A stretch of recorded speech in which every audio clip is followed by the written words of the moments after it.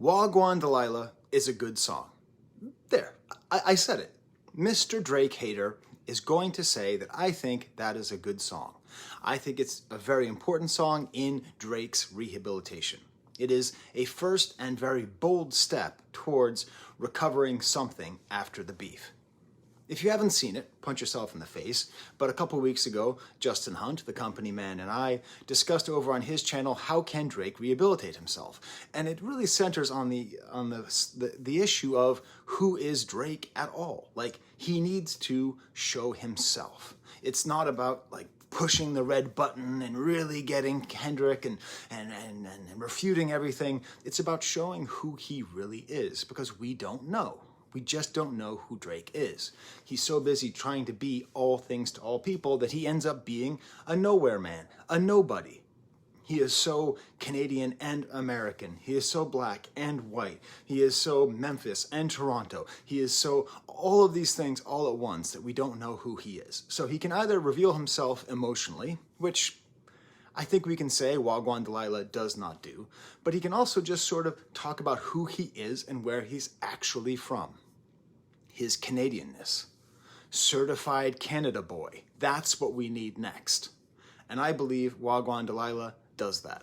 Now listen, I wasn't even going to do a video on this song because the aforementioned Justin Hunt did a video about this, and you have to see it. I mean, seriously, watch that before you watch this. It's really good. He brings in Lil Wayne. It's just a great example. It was so good, I just got frustrated. I'm like, God damn it.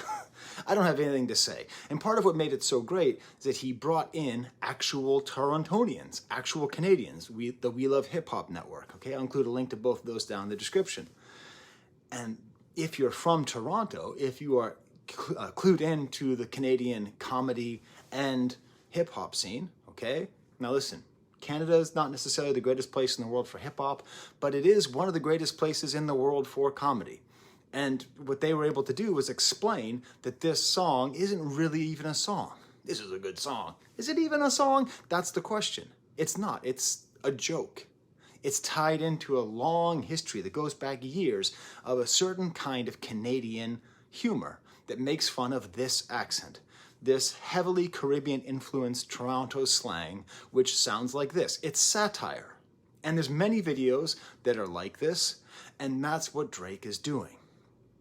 And so when I was thinking about the fact that everyone's laughing at this song, but they're laughing at a comedy song, and they're not laughing at what the song is trying to make you laugh at, I realized I do have something to say. Justin Hunt did not say everything. Because what we need to do is study laughter. That's how Drake is trying to come back. This is 2 songs in a row. One song where he failed and one song where I think he succeeded at using laughter to rehabilitate his image. What is the function of laughter? Now back here you see a book by Henri Bergson, called Le Rire or Laughter. And it's all about the societal function of laughter. Maybe you haven't thought about this, maybe you have.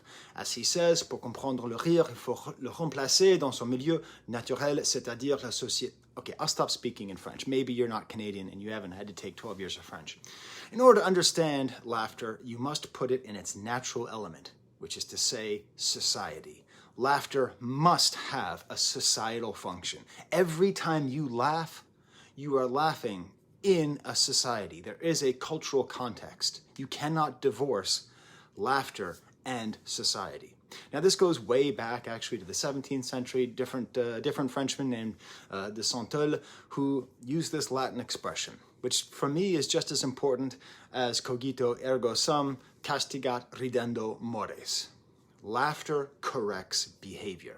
That's how it works. Why do we laugh? We laugh because there is some kind of behavior that we find to be ridiculous. It's ridiculous because it's offensive, because it's not with the times, because it does not reflect our current values, and we correct people by laughing at them, okay? That's how it works. So this is a song that is about comedy, but what's happened is people listen to it and they don't laugh with it, they laugh at it.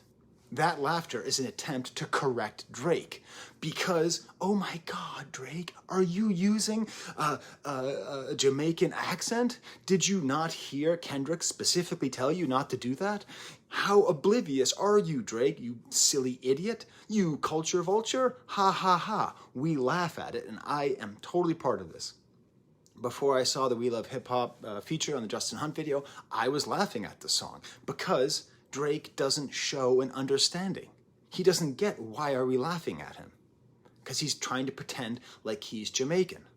So therefore, that's the first laughter that the song receives. And that's the surface level where most people start and stop. They just say, ha ha ha, Drake shouldn't speak in patois. We need to correct his behavior. We need to correct being a culture vulture is not acceptable in our society today. So we need to laugh at him and therefore correct him. But the problem is, it's not that Drake is clueless. It's that we're clueless. Unless you're from the six, you don't get this joke.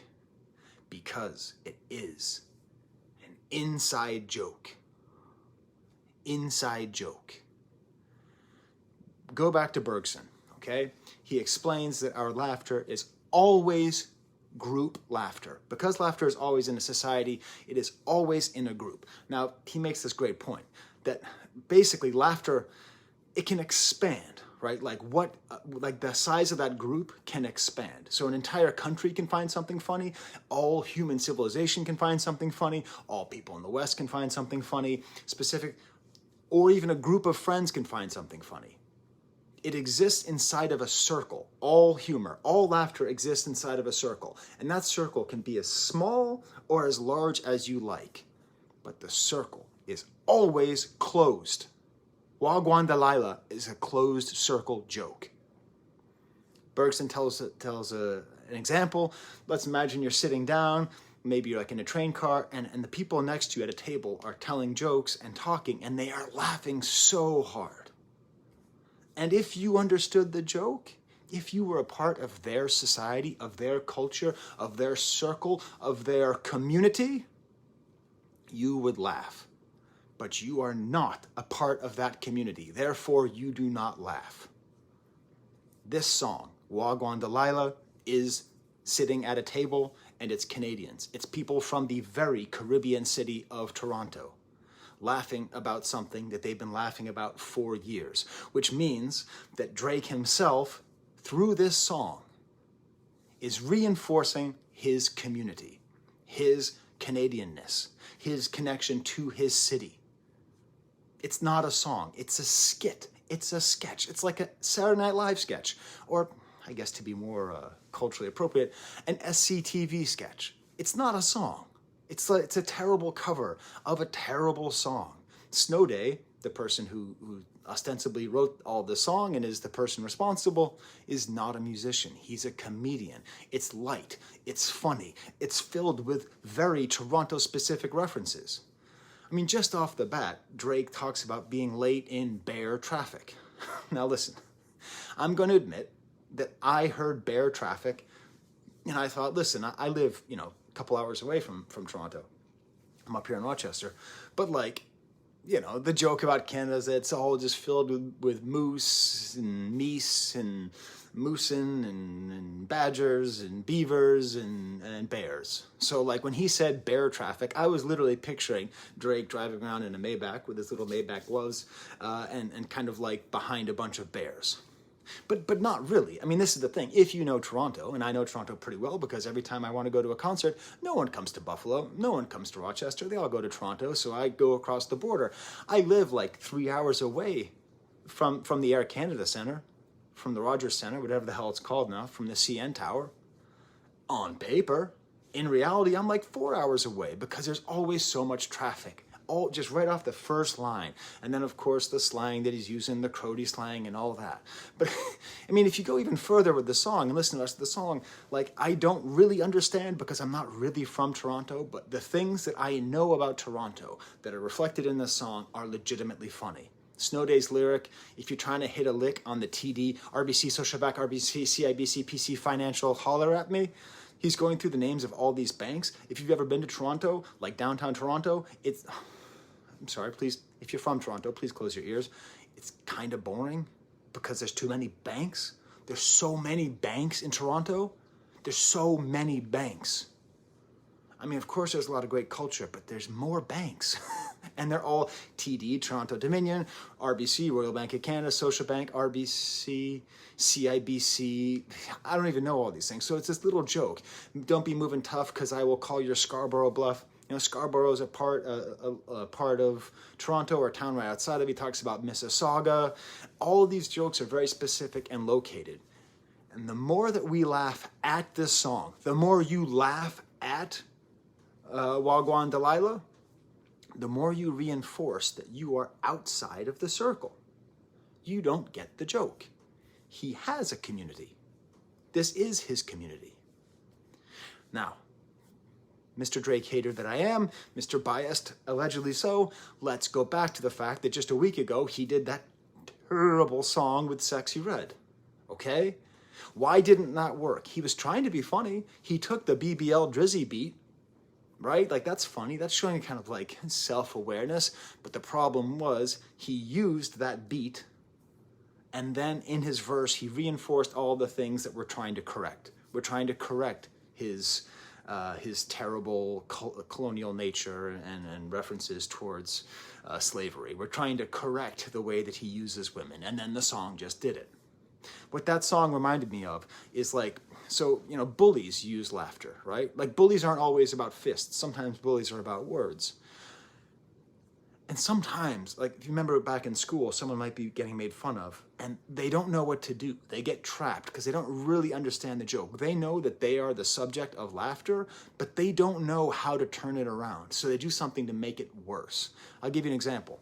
8th grade, a guy named Scott, went to school with him. Nice guy, but he was thinking about it. He was probably highly autistic. We didn't have the vocabulary for it. I never made fun of him. I thought the guy was nice, and because they made fun of him, they didn't make fun of me as much. But he didn't know anything about popular culture at all. He didn't know any rappers. He never heard of NWA. He'd never heard of the Rolling Stones.